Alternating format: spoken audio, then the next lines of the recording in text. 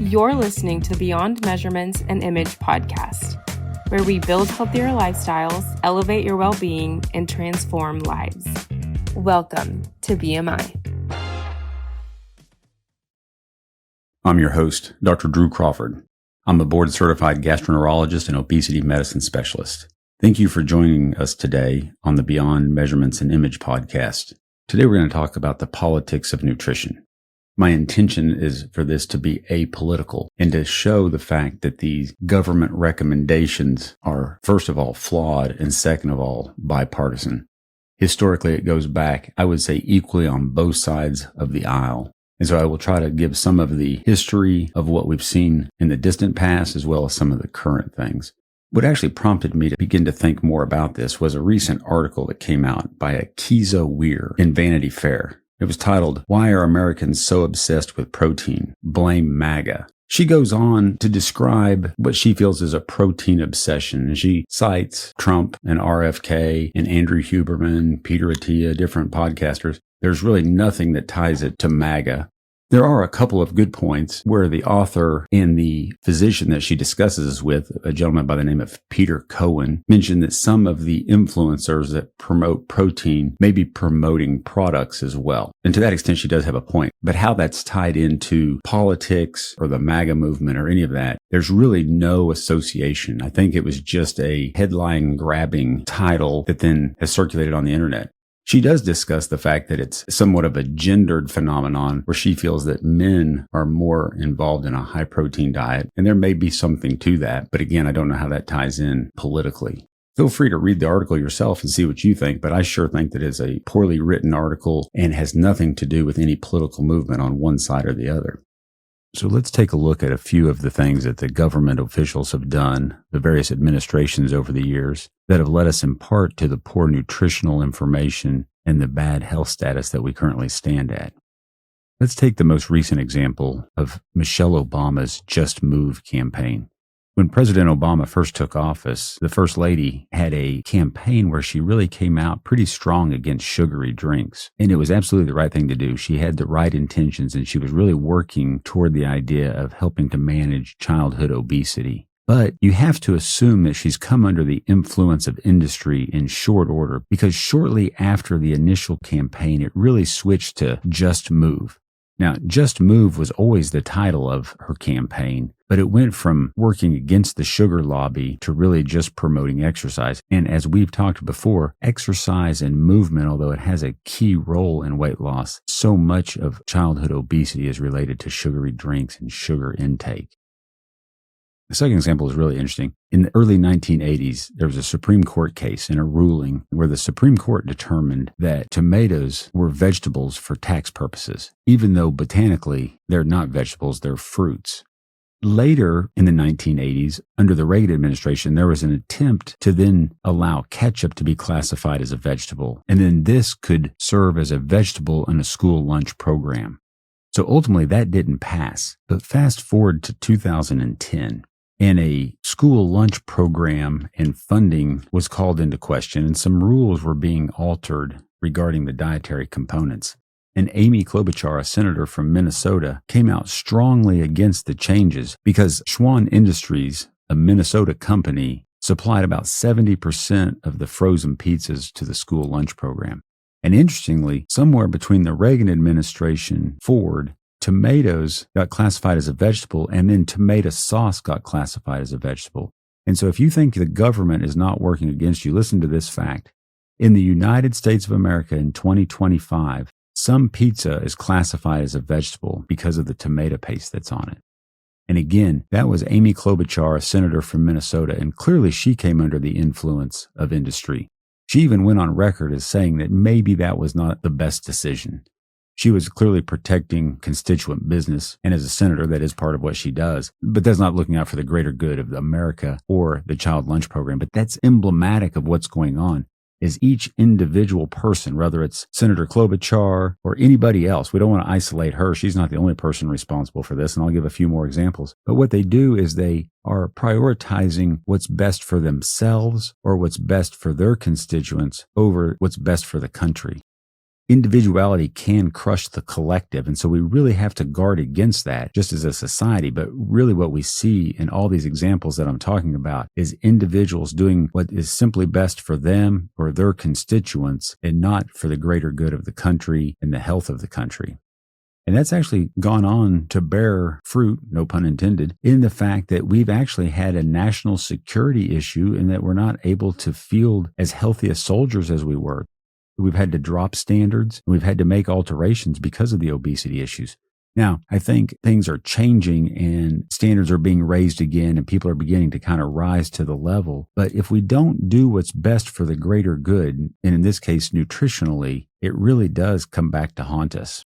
Another example of the government making decisions that really aren't in the best interest of society from a nutritional perspective is in 2025, it's estimated that the government has funded $116 billion to the corn industry.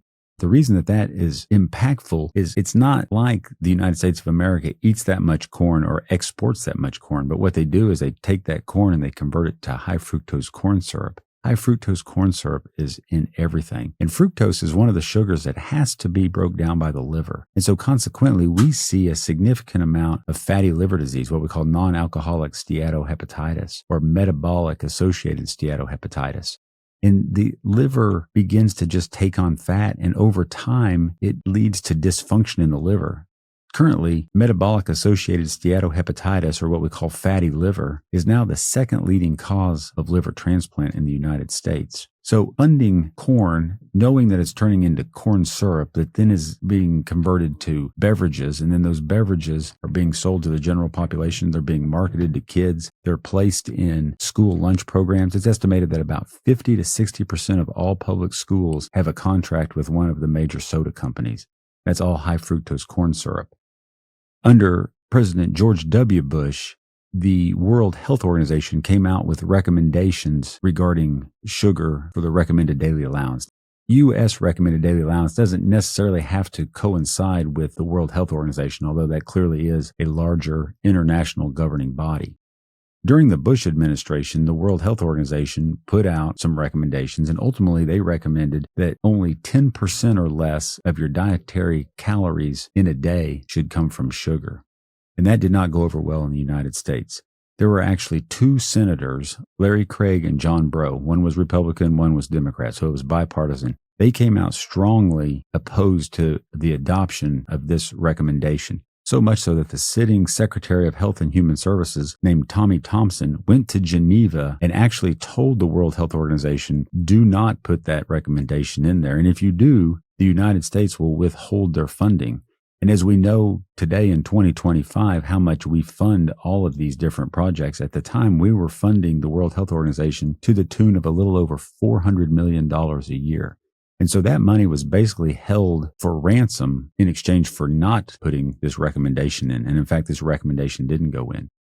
The other thing that's noteworthy is when you look at the nutrition panels on any given food, what you'll see is you'll see the number of calories for a serving of it. First of all, it'll tell you how many servings are in that package and then how many calories are in each serving.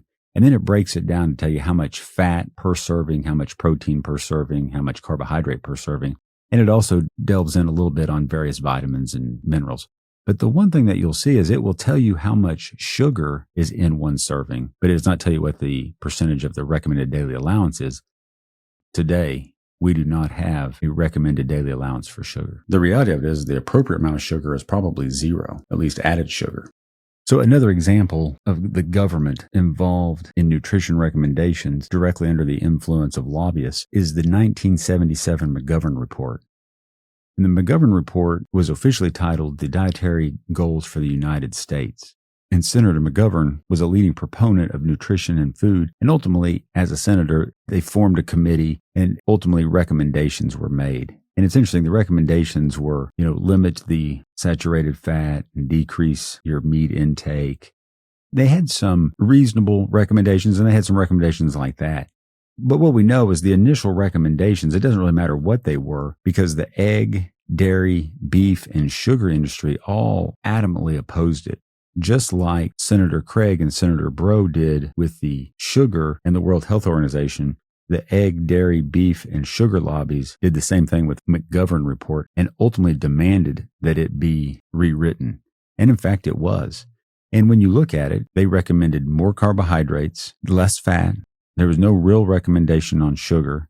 They were very vague and they were very pro-industry. And unfortunately, those guidelines then got set in place where the U.S. school lunch program ends up basing their recommendations based on that. Probably a more egregious manipulation of nutrition by politicians was under the Nixon administration. There was significant concern about the inflation that was going on, and Nixon wanted to be reelected. And so inflation was running up and the price of foods were going up. And so Nixon and his administration really pushed for cheaper alternatives to keep the CPI down, the consumer price index down. It means that your groceries seemed affordable. And so when people went shopping, even though they were buying less quality, they felt like they were getting food and they didn't feel the inflation. And the purpose of keeping the CPI down and really working to get lower quality and cheaper food was simply because they didn't want inflation to be the reason that they didn't get the vote. They wanted to make sure that people felt like they were doing well, because oftentimes people vote based on the economy. And if they felt the squeeze at the grocery store, then likely Nixon would feel the squeeze at the ballot box. And that was the purpose. So there's a very good book by Matthew Lysiak, Lysiak, called Fiat Food, where he goes in and talks about why inflation destroyed our health. And that book outlines very well the process in which this all took place. So those are some examples on both sides of the aisle as to how our nutrition has been manipulated for various reasons. I don't think any of those particular examples are necessarily well-intentioned. Some of them might have been paid off. Like I said, one of them appears to have had to do with reelection. But along the way, there may have been some well-intentioned mistakes that have been made. However, it does seem like that when it becomes apparent that these are mistakes, changes have not been made. So now there's currently a move to try to get whole milk into the school lunch program. The National School Lunch Program, as it stands right now, does not allow whole milk in school lunch. You can have fat-free milk or you can have low-fat milk. So on skim milk, when they take whole milk and they centrifuge it down, the liquid goes to the bottom and the fat goes to the top. And so the liquid they pull off, that's skim milk. And then when they go to make low-fat milk, they mix whole milk with the skim milk at a certain ratio so that they get only 1% fat. So that's how that's done. So that is a manipulated process that instead of taking the whole food, or in this case, whole milk, they take it and they alter it. They process it in such a way that it meets some dietary standard or some goal that they're trying to meet. But it's interesting, when they pull all that fat off, well, then you have a lot of fat. And so the question is, what do we do with all this fat? So the government got very involved in dealing with all this excess fat that was pulled off of the skim milk. And they really started this big industry where they made cheese and they made various cheese products. The government themselves didn't make it, but they allowed them to be made. The United States of America has a strategic reserve of cheese that's housed in caverns or caves in the state of Missouri. I understand a strategic reserve of oil, or the petroleum strategic reserve. Currently, they're talking about a Bitcoin strategic reserve. We have a gold strategic reserve. I do not, for the life of me, understand a cheese strategic reserve, but in fact, we have one. When you look at dietary cholesterol, we are told by the government and by the American Heart Association and by all the sort of, quote, nutrition experts that we need a diet that's low in fat and low in cholesterol. But the reality of it is there's really no science behind that. There's very little correlation between dietary cholesterol and your blood cholesterol. Saturated fats may have a little higher bearing on your serum cholesterol, but it's not significant. A lot of that is strictly related to genetics. So the question then comes, where did this idea that high cholesterol and high fat were the cause of all of our dietary ailments? And the answer to that is rooted back in the 1950s and 1960s, all based on studies by a gentleman by the name of Ancel. And Ancel was not a nutritionist or a physician or really had no formal training in any human physiology. He was a marine biologist. And he noted that American executives had high rates of heart disease. And he noticed that in post-war Europe, they had lowering rates of cardiovascular disease. And so he hypothesized that there might be a correlation between cholesterol and cardiovascular disease. and actually undertook what's called the Minnesota Businessmen Study. And he presented that at the World Health Organization in Geneva in 1955, which then ultimately led to what's called the 7-country study. And the 7-country study is where he went and he looked at multiple countries. Now, based on the name of the study, you would think that he actually went in and looked at 7 countries. But actually, he went in and looked at 22 countries. And the study was a cross-cultural epidemiological study that compared cardiovascular disease, diet, and the proportion of fat calories of different compositions. Once he got all the data, he went in and sort of self-selected the data that was pertinent to the hypothesis that he had come up with. So this is at a minimum scientifically dishonest. It may be just overtly dishonest. But he had a hypothesis and he wanted to prove it. And actually, at some point, he had data based on some other controversial studies that he did. And later, either it was Ancel Keys' grandson or one of the co-authors' grandsons produced that report and allowed it to be published. In any event, he felt that it showed an association between cholesterol, high fat, and cardiovascular disease. He did show there was an association between obesity and exercise on health. And he also proved in his studies that smoking was a positive predictive factor for cardiovascular disease, which in fact we know to be true. But even back then, that study was very controversial in its origin. Again, he self-selected 6 of the 22 countries. If he had put data from all 22 countries in and was able to extract the same information, that study might have been better received, but it wasn't. The American Heart Association, which was a very small organization at that time, actually did not support Ancel Keys in this diet heart disease hypothesis. And it was actually said that they felt that there was a tenuous association between saturated fats and circulating lipoproteins, or blood cholesterol. It was recognized that he ignored populations that consumed high quantities of meats, particularly Denmark and Finland. And they just felt that there was too many variables that were not accounted for, such as trans fats, sucrose, dietary variation, etc. A very vocal opponent of his was a physician by the name of John Yudkin, and he believed sugar was the cause of cardiovascular disease and illness, not fat. But Ancel Keys stuck to his gun, and actually not only did he continue to promote this diet heart hypothesis, but actually just really went after his opponents, particularly Yudkin, and really tried to shut him down. In 1960, it's worth noting that the American Heart Association did not endorse the diet heart hypothesis, stating that it did not stand up to critical examination. However, in 1961, Ancel Keys somehow made his way on to the American Heart Association's Nutrition Committee. By 1961, just 1 year after the American Heart Association said that it did not stand up to critical examination, the American Heart Association embraced the idea in stating that cutting foods with saturated fats and cholesterol from diets could reduce the risk of stroke and heart attacks. The American Heart Association also endorsed polyunsaturated vegetable oils over saturated animals and fat oils. So interestingly, when the American Heart Association endorsed these polyunsaturated vegetable oils, prior to this, or right up to that time, animal fats and oils were the norm. And they were somewhat cumbersome and they were a little bit expensive. So products were being made out of vegetable oils. When I say vegetable oils, just think about your favorite vegetable. Maybe it's green beans, maybe it's potatoes, maybe it's Brussels sprouts, or maybe it's cotton. Because of course, cotton is a well-known vegetable. No, of course it's not. But what they called vegetable oil originally was cottonseed oil. Crisco was crystallized cottonseed oil. That's where the name comes from, crystallized cottonseed oil. It was a manufacturing byproduct. It was used primarily to make candles and soap, but the waste product had to be discarded. And so 2 manufacturers, one by the name of Procter and one by the name of Gamble, were able to figure out a way that you could take this industrial waste and basically hydrogenate it or add hydrogen into it. And that would make it a solid. And then you could package it and bleach it white and make it pretty and marketable. And that's exactly what they did. But in the end, it's nothing more than a synthetic industrial waste. Crisco, on their behalf, no longer uses cottonseed oil, but cottonseed oil is still very prevalent in American society. Procter & Gamble was the company that made Crisco around 1961.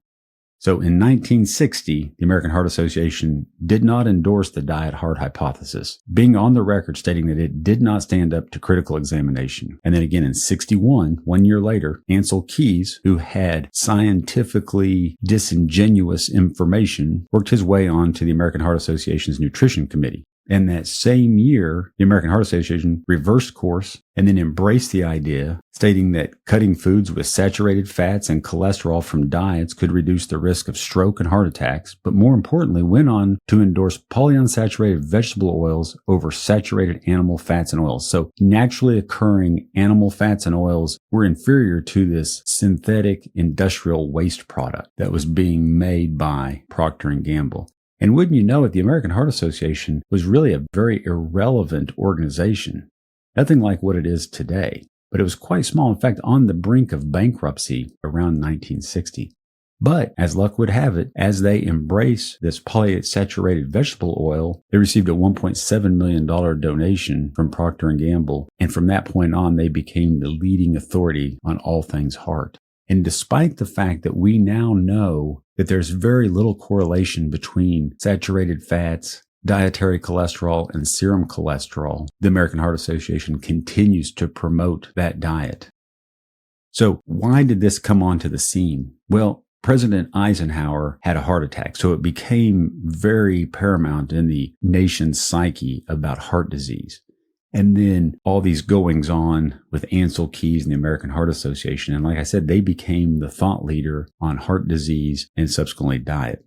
So in the decades following that, everybody was taking fat out of the diet and then it tasted horrible. And so what did they do? They had to put sugar in the diet to give it flavor. So we had a significant increase in the sugar intake in this country and the fat decrease went down. But when you look at it, we don't see a significant decline in heart disease based on fat coming out, but we do see a significant increase in obesity.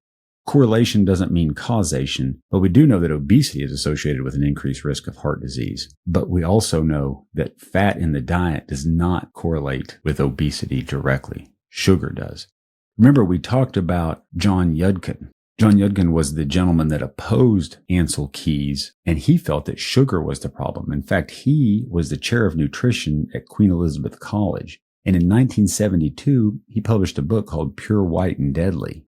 In that book, he went on to say that where refined sugars and grains were introduced, disease followed. And when you look across the world, you see that's exactly right. Remember, we talked about Nauru in one of the podcasts. And that's exactly what happened. When the diet was westernized and when refined sugar and grains were introduced into that country, the obesity rates skyrocketed. Yudkin was the first to publish on sugar and the deleterious effects that it has on health. But despite that, the Ancel Keys diet heart hypothesis prevailed. And really to this day, there is still a big movement that fat is the problem, sugar's not the problem.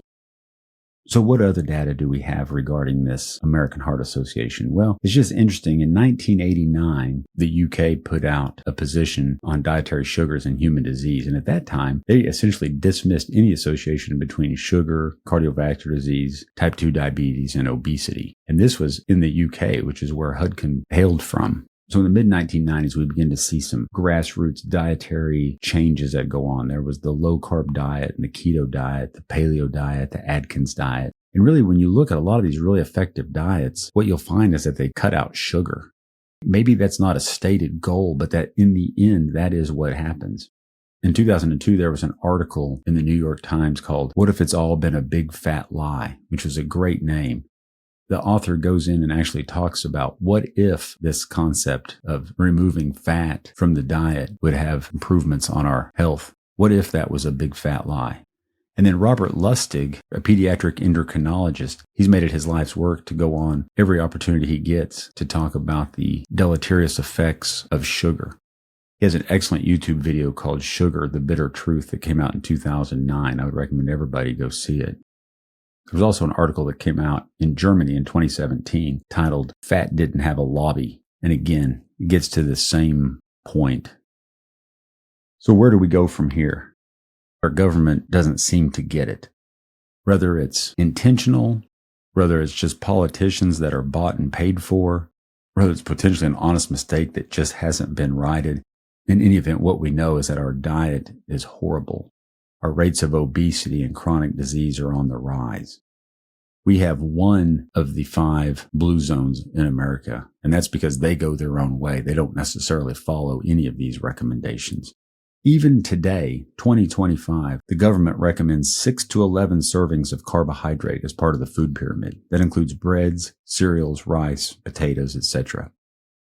Above that on the pyramid, they recommend 3 to 5 servings of fruits and vegetables, and then 2 to 3 servings of protein. And at the very top, they just recommend sparingly use fats. Again, fat is not the problem. Sugar is the problem. Not only is it added sugar, but then it's also things that rapidly turn into sugar, right? When we eat, let's say, fruits, it doesn't take much of a process for them to break down. A complex carbohydrate is basically sugar that's bound to fiber. So it slows the process of the sugar getting into the bloodstream, so your blood sugars don't rise as high, and consequently your insulin levels don't have to rise as high to bring it down. So it's better than just refined sugar, but things that turn into sugar quickly physiologically have very similar effects. But proteins and fats really don't do that. If you take them in excess, they can, right? They'll be stored as fats, and then over time they can be broke down and converted into sugar for energy. But that's if you're taking in too much, right? So the government still in 2025 doesn't get it, which then begs the question, why is that?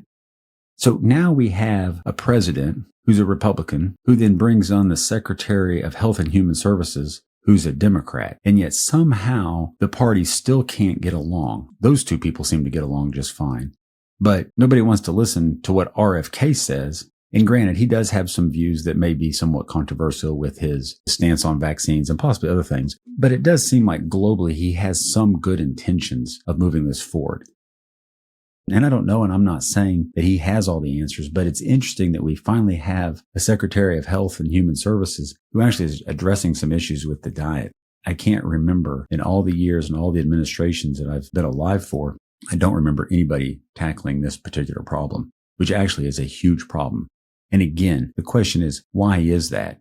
And I don't know. But what I do know is that healthcare costs account for about 18% of the GDP, the gross domestic product in this country, at least over the past 5 years. And that 18% is about $4.9 trillion. If nearly 20% of our economy is based on healthcare, and all of a sudden everybody started getting healthier, and they didn't need hospitals, and they didn't need pharmaceuticals, and they didn't need surgeries, that would have a significant effect on our GDP. I'm not absolutely saying that that's the reason, but we don't have a health care system. We have a sick care system. And we clearly have bad information, not only from the government, but from these leading authorities like the American Heart Association that are held in high esteem across the world, and yet they give us erroneous information. That's not to say that the government doesn't have some good information and that the American Heart Association doesn't do some good. But I just would encourage everybody, pay attention to what you're eating. Pay attention to what you're reading. Make sure that what you're being told makes sense. And if you don't understand it, talk with your physicians. Unfortunately, many physicians don't have a good education in nutrition. Even nutritionists oftentimes are educated in sort of the classic thinking. If you look at the people that are really successful at weight loss and weight management, they do tend to be protein-based. There's a movement on the carnivore diet, and we may do a podcast on that. And again, that's a very high protein diet, essentially nothing else. And I don't know that that's the answer, right? Probably everything in moderation is reasonable, but we are getting sold a bill of goods by the powers that be. And consequently, we're overweight, we're obese, we have extremely high incidences of chronic health disease, our diabetes is out of control, we have increasing risks of cancer. And I'm telling you, I really believe it's diet related. I hope I did a good job of explaining the problem, or at least highlighting it from a very high view. And on future podcasts, we'll go in and look at each of these things in more detail. But I also hope that I did a good job of showing that this is a bipartisan problem. Both sides of the aisle have created this problem. And maybe with this current administration, we could say both sides of the aisle are maybe working to make this better.